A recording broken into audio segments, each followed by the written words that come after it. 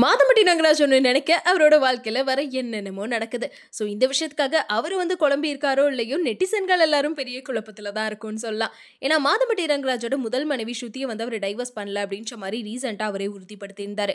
அது மட்டும் இல்லாம அவருக்கு செகண்ட் மேரேஜ் ஆயிடுச்சு. அவரோட இரண்டாவது மனைவி ஜாய் கிறிசல்டா தான் அப்படின்றத ஜாய் கிறிசல்டா அடிக்கடி நிரூபிச்சுட்டே இருக்காங்க.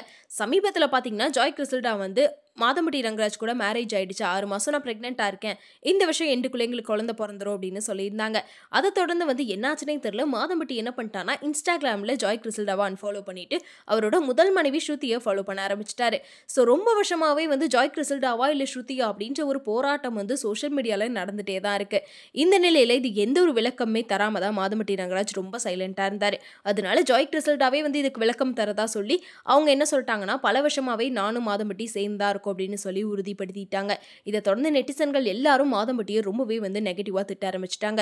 ஸோ இப்படி 2 பொண்ணோட வாழ்க்கையை போய் கெடுத்துட்டீங்களே அப்படின்ற மாதிரி.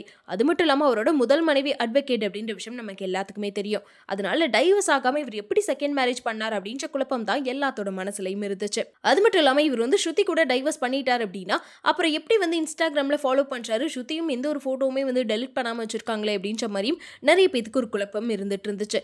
இது எல்லாத்துக்குமே முற்றுப்புள்ளி வைக்கிற விதமா மாதம்பட்டி என்ன பண்ணிட்டாருன்னா, ரீசெண்டாக ஒரு ஃபங்க்ஷனுக்கு அவரோட முதல் மனைவி ஸ்ருதியை கூட்டிட்டு போயிருக்காரு.